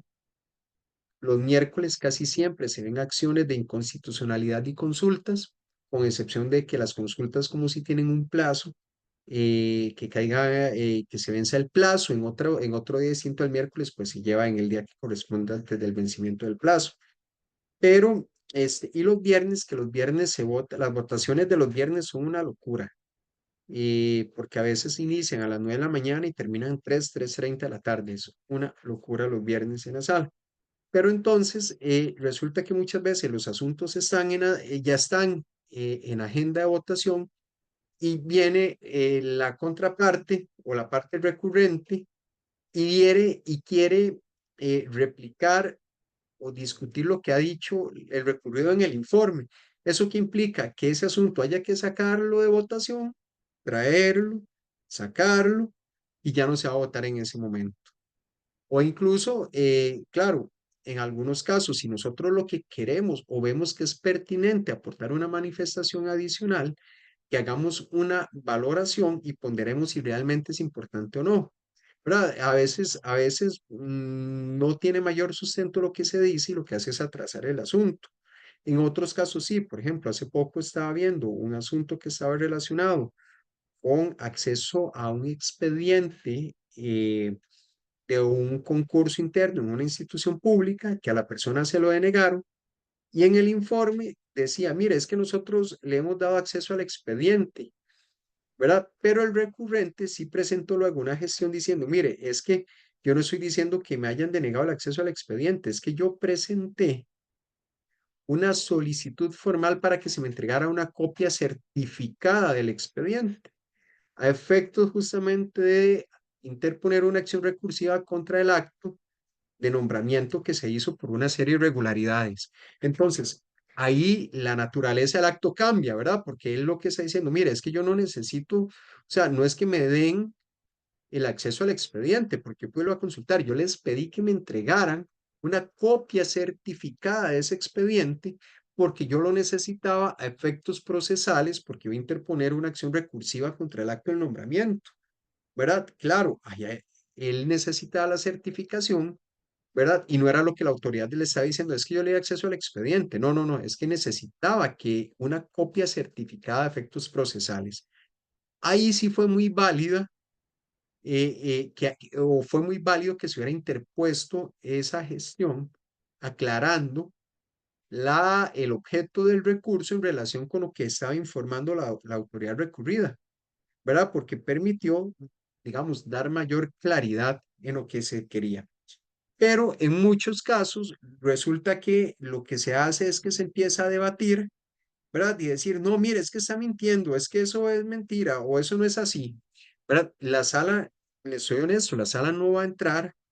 Una cuestión importante, los informes que se rinden son dados bajo juramento. Si hay alguna presunción de que lo que se está informando adolece de veracidad, bueno, es la parte la que tiene que demostrar eso, pero en la vía penal, ¿verdad? No ante la sala constitucional. Nosotros resolvemos, reitero, bajo el apercibimiento de lo que se dice estado bajo juramento. excepto una cuestión importante, los informes que se rinden, los asuntos contra sujeto de derecho privado, ya tienen una naturaleza distinta, ¿verdad? También, pero si igual manera hay una presunción de que lo que se está diciendo es falso, hay que irlo a discutir a la vía penal, ¿verdad? Pero no ante la sala como tal. Entonces, esa es alguna cuestión importante.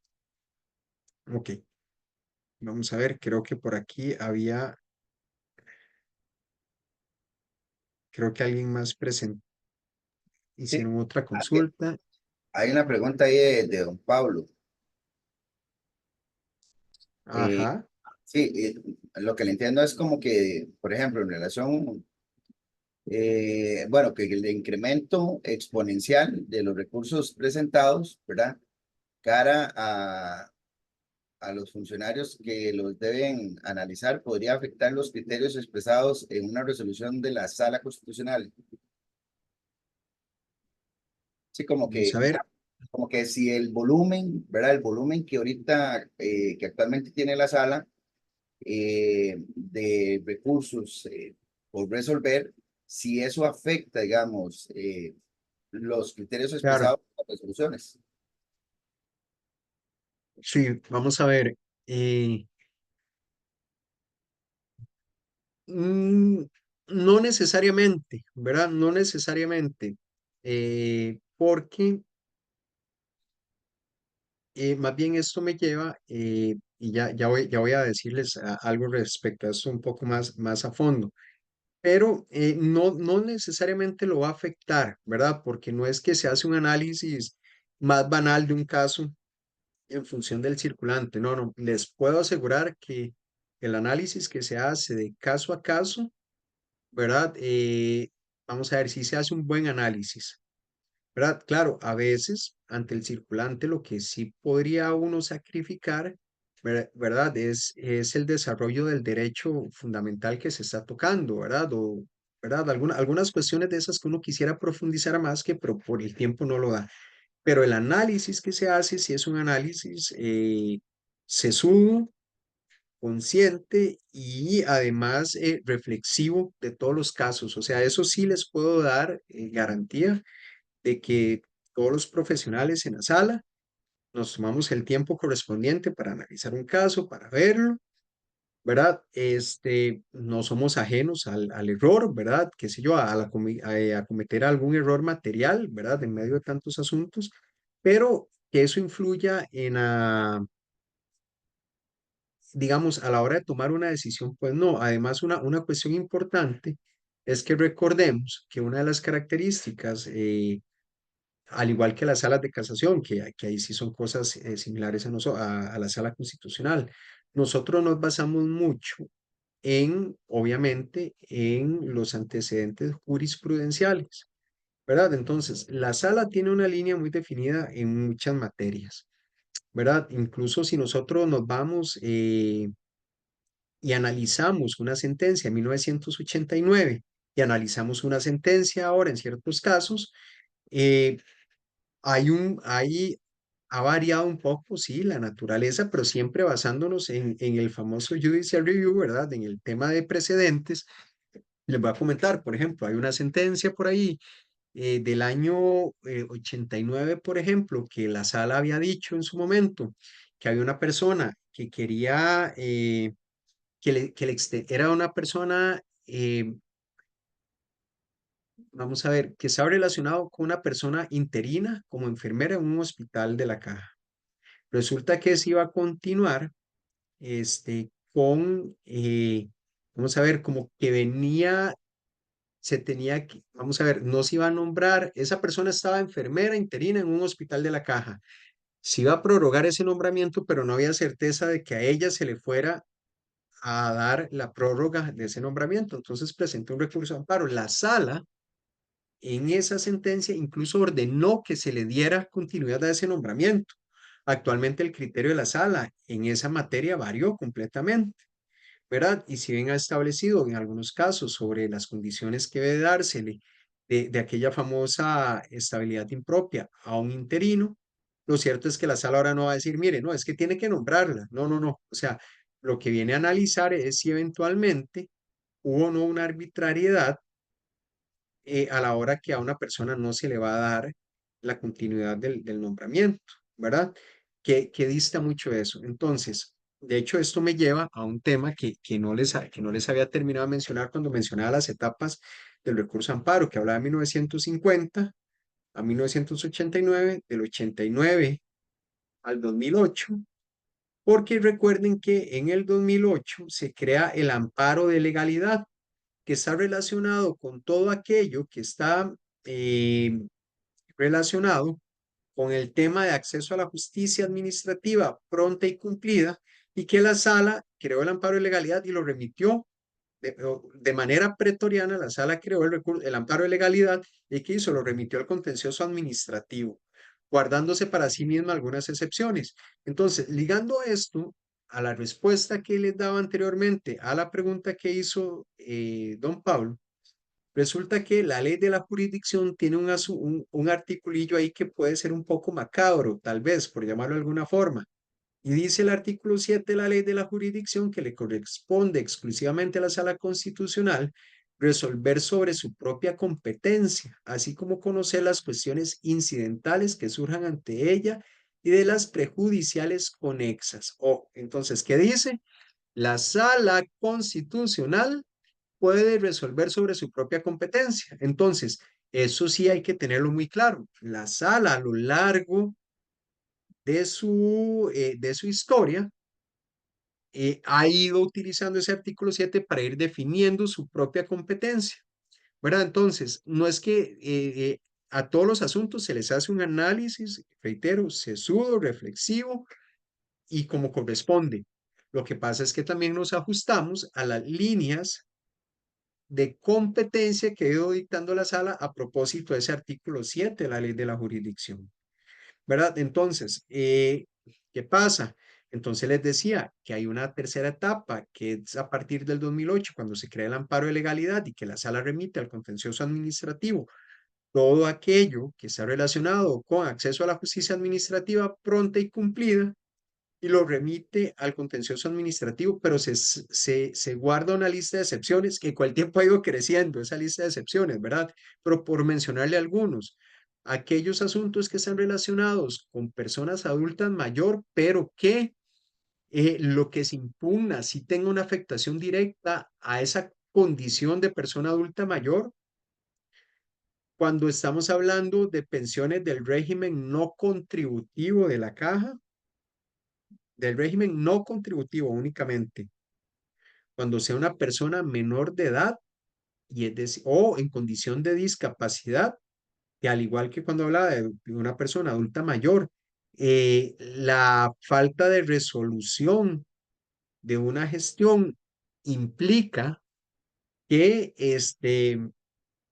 o que tenga una afectación en el ser de persona adulta, de persona menor de edad o en condición de discapacidad, cuando sea un tema relacionado con temas de acceso a agua potable. eh, y ahí, eso es por mencionarle algunos, pero la lista ha sido ampliando. De hecho, honestamente, yo cuando me toca ver un tema que sea relacionado con justicia administrativa, yo mejor hago una consulta a la lista porque, reitero, se ha ido ampliando fuertemente ese tema. Había una excepción a esa materia que era en privados de libertad. Pero resulta, y ahí viene una cuarta etapa, que por eso yo decía, pero que esa es a criterio mío, cuando hablamos del desarrollo del recurso de amparo, que es una cuarta etapa y que está muy reciente, pero que ese es a mi criterio y que ni siquiera se ha tocado en ningún tema, ni siquiera en un artículo académico, ¿verdad? Ni de opinión. Pero resulta que a partir de febrero de este año, la Sala Constitucional decidió que va a remitir al juez de ejecución de sentencia todo aquello que está relacionado con privados de libertad, ¿verdad? Entonces, porque resulta que en esta materia de privados de libertad, vieran que era exagerado el tema, ¿verdad? Entonces, el volumen de asuntos de privados de libertad era tanto, ¿verdad? Que a partir de lo que dice el artículo 482 del Código Procesal Penal, ¿verdad? Que ese artículo 482 la sala ha interpretado, que le da amplias atribuciones al juez de ejecución de sentencia, ¿verdad? Entonces, todo aquello que está relacionado con cuestiones propias de la ejecución de la pena le va a corresponder a ese juez, ¿verdad? Entonces, ¿qué pasa? Que todo, incluso aquellos asuntos que sean relacionados con mora administrativa, ahora le toca al juez de ejecución resolverlo, ¿verdad? La sala, sí, de igual manera, se reservó algunos temas en esa materia. Primero, una excepción va a ser en tema de indiciados. El tema de indiciados, la sala sí va a entrar a conocerlos, ¿verdad? Obviamente, recuerdan que al inicio les mencionaba aquello también del recurso de habeas corpus, ¿verdad? Que nosotros le dimos un enfoque tal vez residual al recurso de amparo, porque decíamos que todo lo que no se ve en recurso de habeas corpus lo vemos en amparo. Entonces, toda aquella materia que es propia del recurso de habeas corpus, la sala sí lo va a entrar a conocer. Vamos a ver, cuando todo aquello que está relacionado con mora administrativa, ¿verdad? Con mora judicial, perdón, en los términos de la jurisprudencia de la sala, que ahí sí es muy casuístico, ¿verdad? Entonces hay que verlo caso a caso cuando se habla de mora judicial y cuando se habla de dignidad humana y salud o vida, ahí sí la sala sí entra a ver. Pero fuera de esos supuestos, todo lo demás va para el juzgado de ejecución de la pena. Y eso es un criterio recientemente adoptado por la sala, también de manera pretoriana, y reitero, a partir de lo que dice el 482 del CPC, del CPP, perdón, del Código Procesal Penal.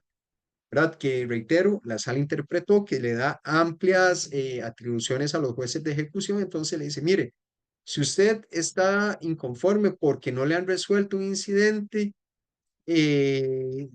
o una solicitud de visita conyugal, por ejemplo, o de visita íntima, mejor dicho, bueno, vaya al juzgado de ejecución. Que no le han aplicado la valoración ordinaria, vaya al juzgado de ejecución, ¿verdad? Porque esas cosas antes los está viendo la sala. Entonces, a mi criterio, eso dicta una cuarta etapa también en el derrotero del recurso de amparo. ¿Por qué? Porque al igual que en aquel momento todos los temas de mora administrativa se trasladaron al contencioso administrativo, ¿ahora qué pasa? No, ahora también todo aquello que está relacionado con una población o con un segmento importante de la población, vamos para el juzgado de ejecución de la pena, incluyendo aquellas cuestiones de mora administrativa, ¿verdad? Entonces, ese es un cuarto periodo que a mi criterio también. Entonces, uniendo eso con el tema de cuando no resulta procedente un recurso de amparo, vamos a lo que dice el artículo 30 de la Ley de la Jurisdicción Constitucional. Lo leo de manera diagonal también. No procede el recurso de amparo contra las leyes u otras disposiciones normativas, salvo cuando se imponen conjuntamente con actos de aplicación individual de aquellas o cuando se trate de normas de acción automática, de manera que sus preceptos resulten obligatorios inmediatamente por su sola promulgación, sin necesidad de otras normas o actos que desarrollen o los hagan aplicables al perjudicado. Dos, no procede contra las resoluciones y actuaciones jurisdiccionales del Poder Judicial. Número tres, contra los actos que realicen las autoridades administrativas al ejecutar resoluciones judiciales, siempre que esos actos afecten con sujeción a lo que fue encomendado por la respectiva autoridad judicial, cuando la acción o omisión hubiera sido legítimamente consentida por la persona agraviada y contra los actos o disposiciones del Tribunal Supremo de Elecciones en materia electoral.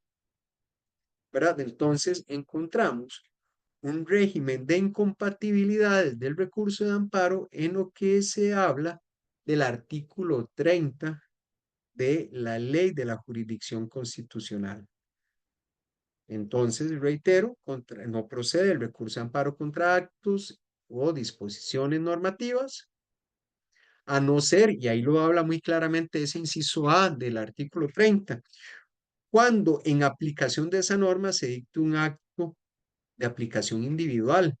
Ahí sí nosotros podríamos ser, e incluso en algunos de esos casos podría ser que la sala le prevenga y le dé plazo al recurrente para que presente una acción de inconstitucionalidad contra la norma. Pero eso ya habría que verlo muy en el caso concreto como tal, ¿verdad? Pero podría darse tal posibilidad. Contra resoluciones y actuaciones, les decía, ¿verdad? Que la sala no es una instancia más en los procesos jurisdiccionales ni en los procedimientos administrativos. Cuando, eso se los mencionaba cuando hablamos que se trata del recurso amparo de una acción directa. Obviamente, actos que de las administraciones que estén relacionadas a ejecutar resoluciones judiciales. Aquí ese otro inciso es sumamente discutible, ¿verdad? ¿Cómo sabemos cuando se haya consentido o haya habido un consentimiento legítimo de la persona agraviada? ¿Verdad? Eso habría que verlo muy en el caso concreto. Y obviamente aquello que constitucionalmente está reservado para el Tribunal Supremo de Elecciones por ser materia electoral. De hecho, la sala, en algunos casos, bueno, que honestamente en muchos casos tampoco es tan parsimonioso el tema, ¿verdad? Cuando es materia electoral. Entonces, hay algunas cuestiones importantes. Pero reitero, ese artículo 30 nos plantea un régimen de incompatibilidades. Ahora bien, veo que, Hay, ajá, hay unas preguntas, hay tres preguntas, no sé si las sí, sí, sí, vamos sí, a ver. sí, Vamos a ver. Bueno, aquí hay una, la primera dice, es que no le veo muy bien el nombre, dice, ¿nos podría explicar cómo diferenciar entre la justicia pronta y cumplida de orden constitucional de la administración? Está un poquito. ujú, ujú, ujú, ok. Bueno, vamos a ver, aquí hay un tema sumamente importante y voy a aprovechar esa pregunta para explicar una cuestión práctica también importante. Vamos a ver, vieras que en la praxis es muy dado a que las personas confundamos el ejercicio de tres derechos que vamos a ver que se presta para que haya una confusión. Lo que es petición, acceso a la información y lo que es justicia administrativa. ¿Verdad? Resulta que a veces se confunde mucho porque nosotros no es lo mismo que yo le plantee una consulta a la administración, que hablamos de petición, ¿verdad? Entonces, eso es sumamente importante porque si yo le planteo una consulta o le estoy pidiendo un criterio a la administración, eso es un tema de petición. O si yo les decía, como el ejemplo que les di ahora, mira, es que yo quiero que me dé copia certificada de ese expediente. Ahí estamos hablando que hay información preconstituida y que yo la estoy solicitando, que por su naturaleza debe ser pública. Entonces, ahí estoy ejerciendo derecho de petición en relación con el derecho de acceso a la información. Pero contrario es cuando yo presento una gestión ante la administración que debe resolverse mediante la emisión de un acto administrativo. ¿Verdad? Ahí estamos hablando de justicia administrativa pronta y cumplida. El artículo 41 de la Constitución habla que debe darse justicia administrativa pronta y cumplida. Incluso a nivel de derecho convencional se ha establecido que las garantías de acceso a la justicia en tema de justicia jurisdiccional también se aplica al tema de la justicia administrativa pronta y cumplida. Pero resulta que este, eso para la sala en su momento era un tema muy, muy amplio, ¿verdad? Y era exagerado el circulante que tenía la sala. De hecho, si no se hubiera creado el amparo de legalidad, yo creo que ahorita la sala hubiera cerrado el año anterior por arriba de los 40.000 asuntos, ¿verdad? Entonces, ¿qué pasa? Que cuando, vamos a ver,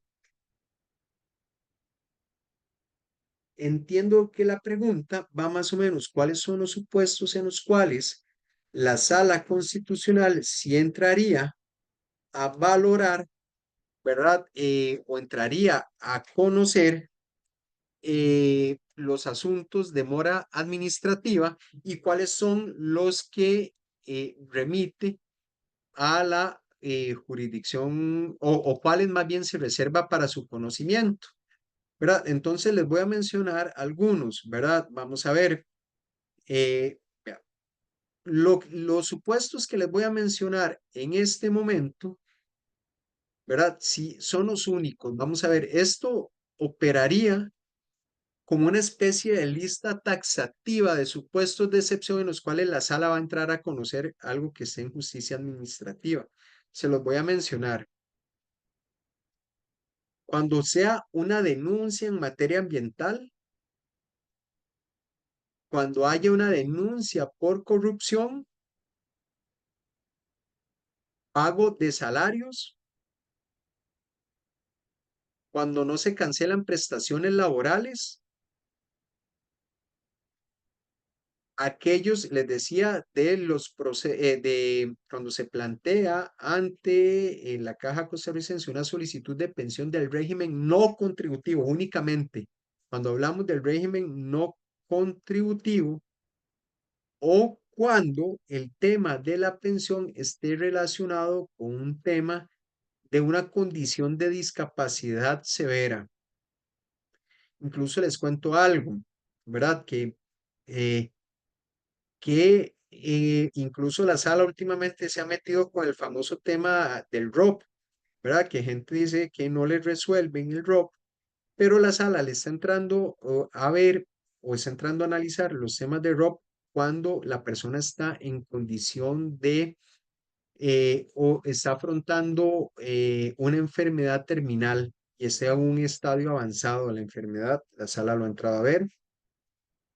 Eh, Personas discapacitadas, menores de edad, adultos mayores, ¿verdad? Cuando vamos a ver en tema de adultos mayores, cuando no se refiere a cuestiones propias de pensión, ¿verdad? Y les decía ahora que el supuesto de excepción en personas adultas mayores es si la falta de resolución tiene una incidencia, una relación directa con su condición de adulto mayor per se.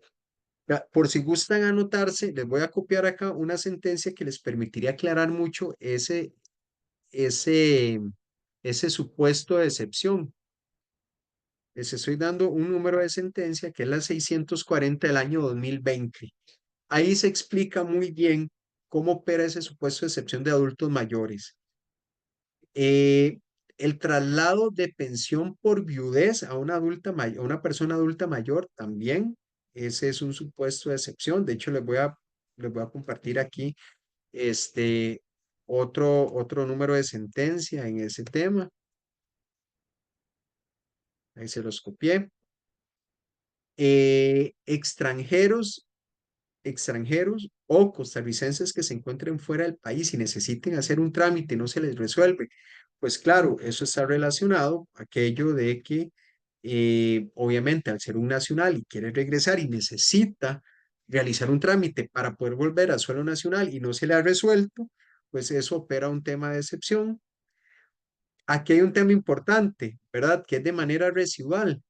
Si en el contencioso administrativo rechazan el amparo de legalidad, por un tema de acceso a la justicia, tenemos que conocerlo en la sala constitucional. Eh, por ejemplo, también cuando está por medio un riesgo para la vida o la integridad de las personas, ¿verdad? Es decir, si hay amenazas de violencia y hay una gestión y no se ha resuelto, la sala lo entra a conocer, ¿verdad? Aquellas cuestiones que están relacionadas con los programas de protección a la víctima, ¿verdad? Y si hay una gestión que se debe realizar y la Administración de Justicia no lo realiza, bueno, eso también se entra. Cuando se trata de servicios básicos, ¿verdad? Es importante. En materia de indígenas, cuando se trata de licencia de maternidad, cuando hay un tema de una solicitud de aseguramiento ante la Caja Costarricense del Seguro Social.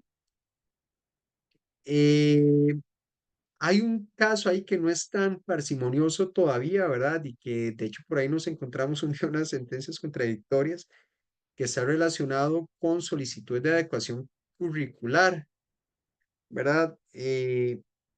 para solicitudes de naturalización,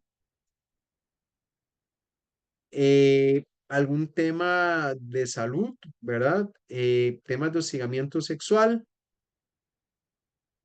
y, y una solicitud de refugio que solicita un extranjero en Costa Rica, ¿verdad? Esas serían como los criterios de excepción que aplica la sala en ese artículo 41.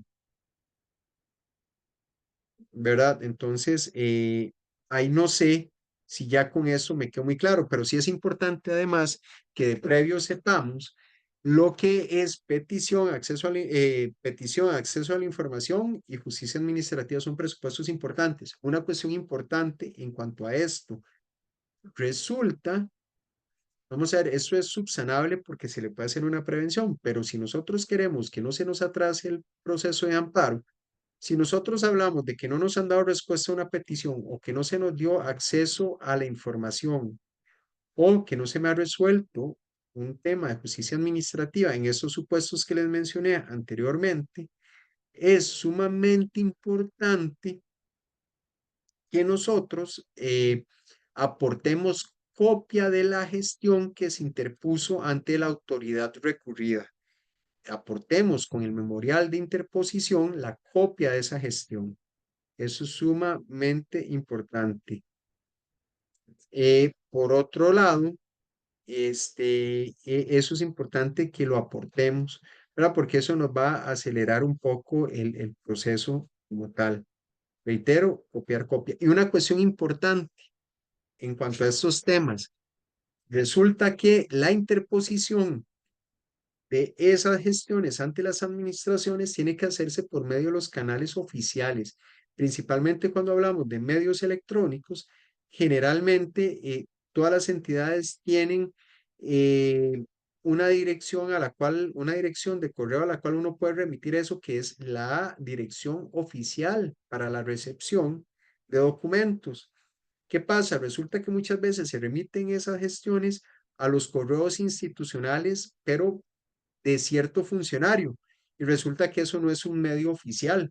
Entonces, cuando se presenta por un medio que no es el oficial, no existe una obligación de la administración de darle una respuesta o de resolverle la gestión a la persona, ¿verdad? Entonces, eso tenemos que cerciorarnos de que realmente estemos interponiendo los recursos por medio de las vías correspondientes. Sumamente importante eso. ¿Verdad? Entonces, de lo contrario, de hecho, si ustedes van a ver en esas materias, en la sala en la resolución de curso, pone una frase que siempre le dice a la autoridad recurrida, mire, tiene que señalar si esta persona, perdón, si el medio a la que esta persona remitió la gestión es un medio oficial. Si la administración dice, no, es que eso no es un medio oficial, el medio oficial es este otro, sepan que eso se les va a declarar sin lugar. Entonces, es sumamente importante tener claridad en cuanto a eso. Aquí hay una pregunta importante, estoy viendo que dice con relación a la tala de los árboles de San Rafael, si se hubiese planteado de forma diferente, la Sala Constitucional pudo no haber declarado la suspensión como medida cautelar, ya que la misma obedecía a ejecución de sentencia. Claro, claro, ahí hubo un tema excepcional, ¿verdad? De ese asunto se presta para hacer un análisis de fondo. Claro, porque por un lado se estaba ejecutando, se estaba haciendo una ejecución de sentencia. No obstante, se planteó, creo que de la forma como se planteó fue una muy buena forma como lo hicieron, ¿verdad? Porque justamente, incluso, bueno, una cuestión importante que hay que tener presente, la Sala Constitucional tiene la potestad de como medida cautelar aplicar la suspensión del acto. ¿Verdad? Pero la suspensión del acto no opera automático. Hubo un momento, y porque así estaba planteado en la ley de la jurisdicción, de que la suspensión del acto iba a operar de manera automática con la interposición del amparo. Resulta que ya no, porque después eso se estaba utilizando como un medio dilatorio en muchos procedimientos administrativos, incluso en algunos procesos jurisdiccionales. Entonces la sala dijo, no, no, vamos a ver, solo si el tribunal lo considera oportuno, vamos a dictar una medida cautelar, ¿verdad? Eso es importante, que eso queda muy a criterio de la sala.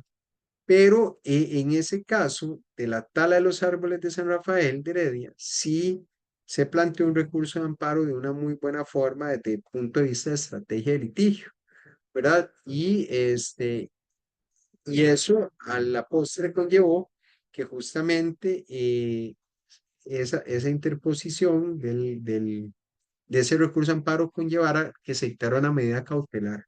Claro, ahí también el bien jurídico tutelable era importante, ¿verdad? Porque posiblemente, recordemos que parte de lo que es la naturaleza de una medida cautelar, justamente lo que busca es un acto que sea irreparable, que es un acto irreparable. Entonces, justamente, si se talaban esos árboles, eso iba a tener una consecuencia importante en cuanto a, ¿verdad? Aquí va a haber, si se determinaba que había un tema irreparable, un daño grave.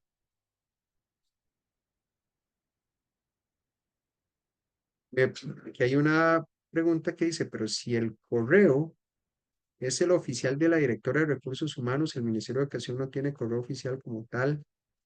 Es que, vamos a ver,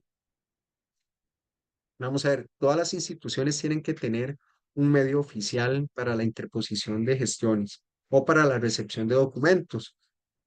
Vamos a ver, la administración podría decir, mire, es que ese no es un medio válido, pero si lo tramitó, resulta que se convirtió en un medio válido, ¿verdad? Pero si usted presenta la gestión y no le responden o no le resuelven y usted va en amparo y la administración dice, es que eso no es un medio oficial, no es un medio oficial y no existe una obligación de la administración para responder o emitir una respuesta.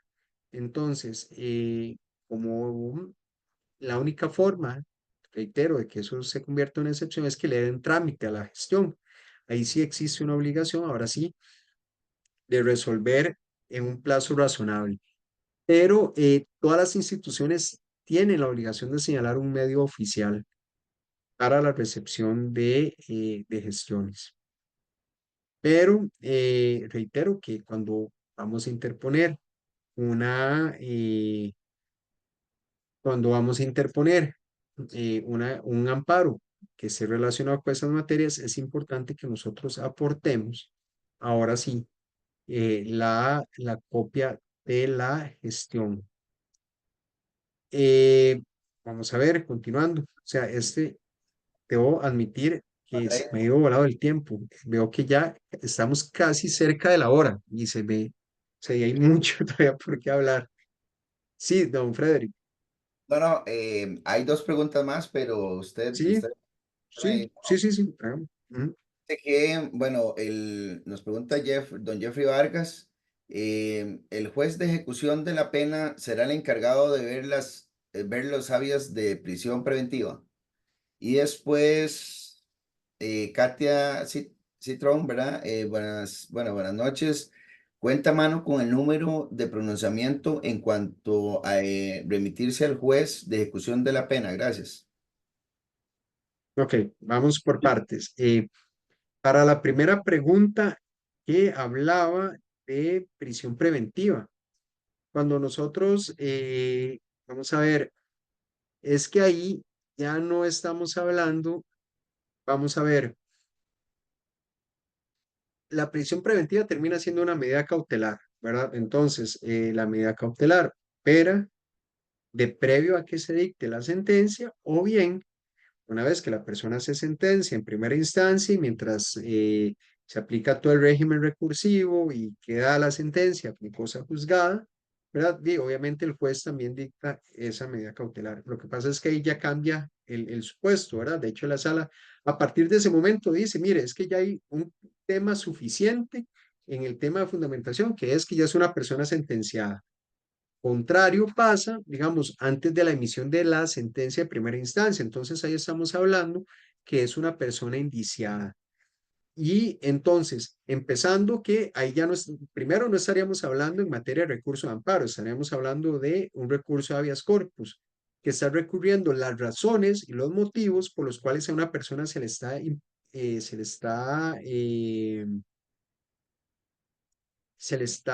imponiendo prisión preventiva, ¿verdad? Claramente, la sala, primero, reitero, eso es materia de habeas corpus y no de amparo. Eso hay que tenerlo claramente. Por eso, reitero, al inicio les decía cuáles eran los supuestos del recurso de habeas corpus, porque todo lo que no está en el habeas corpus lo vemos en amparo. Entonces, por ahí ya tenemos un primer supuesto. No obstante, dentro de las excepciones que ha venido manejando la sala en esta nueva tesis con privado de libertad, resulta que este, eh, esos privados de libertad que son indiciados, la sala sí los va a entrar a conocer todo. O sea, en materia de amparo, lo que es materia o que esté relacionado con personas indiciadas, la sala ha dicho, vamos todo, porque el indiciado no tiene una instancia a la cual acudir como tal. Es que contrario pasa con el privado de libertad que ya tiene, que está sentenciado, ¿verdad? Que ahí sí o sí existe el juez de ejecución de la pena que viene a ver todo aquello que está relacionado, reitero, con ejecución de la pena, ¿verdad? Entonces, y con todas las competencias que el 482 del CPP le da, reitero, la sala ha entendido que tiene competencias muy amplias para en esa materia y que por eso la sala ha considerado que todo eso lo puede atender el juez de ejecución como tal, ¿verdad? Eh, Obviamente, reitero, con las excepciones que le señalaba, que vida o salud, todo aquello que obviamente que está con habeas corpus, todo lo que es de indiciados y todo aquello que es de integridad y dignidad. Fuera de eso, todo va para el juez de ejecución. En cuanto a la otra pregunta que me hacían, en cuanto al número de la sentencia, vieras que ahorita no manejo el número de la sentencia como tal, porque esto ha sido ha sido muy discutido en la sala, ¿verdad? Entonces, de hecho, cuando se empezó a implementar ese nuevo criterio, pasaron como 3 semanas para que la sala fuera implementando de manera paulatina esto. No obstante, lo que voy a hacer es que cuando tenga el dato certero de ese número de la sentencia, yo se lo voy a pasar a don Rafael Rodríguez para que él les difunda por medio de la asociación el número de esa sentencia, porque inicialmente eso fue una tesis que se iba a empezar a aplicar de fondo, pero después, como hubo un acuerdo de sala, lo empezaron a aplicar primero en admisibilidad y en rechazos, ¿verdad? Para empezar a rechazar. Entonces, ¿qué pasa? No tengo tanta claridad a partir de cuándo fue que se empezó, o el número de sentencia como tal, que está empezado o que se empezó a utilizar para, eh, para esta nueva tesis. Reitero, es que eso inicialmente iba a ser una tesis de fondo, pero eh, ante el acuerdo de sala, dijeron, no, no, vamos a empezar a aplicarlo desde ya en los asuntos de rechazo y por ahí se diluyó un poco el dato de la primera sentencia en la cual se dictó eso, ¿verdad? Pero si es una tesis ya acuñada por el Tribunal Constitucional como tal. ¿Verdad?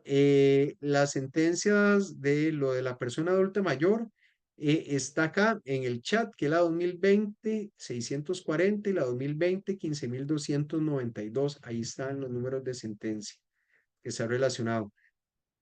Bueno, ahí, o sea, podemos seguir hablando toda la noche, pero creo que ya estamos a 4 minutos. Entonces, no sé si don Rafa o don Frederick Pincay me dicen algo que sea de interés y que podamos tocar ahorita en estos 3 minutos que nos quedan.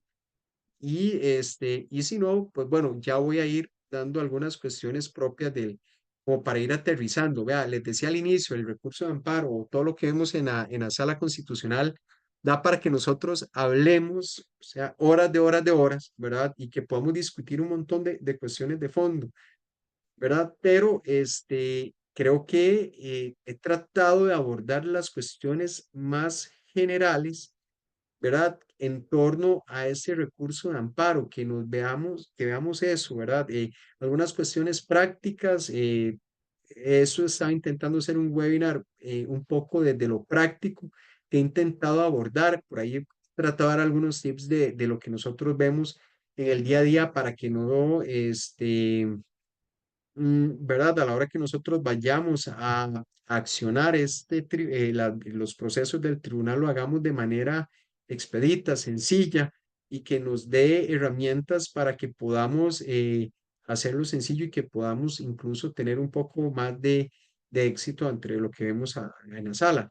Una cuestión importante también, creo que es importante que nos empapemos mucho de lo que, de las tesis que ha venido manteniendo la sala en sus diferentes, en las diferentes materias. Eh, es sumamente importante, además, tener muy en cuenta que lo que vemos en la sala constitucional lo vemos en una jurisdicción especializada y entonces no es lo mismo lo que nosotros vamos a ver en materia de tutela de derechos fundamentales, aquello que es propio de la legalidad ordinaria. Tenemos que hacer un ejercicio a la hora que nosotros nos planteamos un caso en concreto para ver, mire, esto está dentro del régimen de incompatibilidades de la sala y es un tema de legalidad ordinaria o realmente hay un mérito para que nosotros acudamos ante la sala constitucional.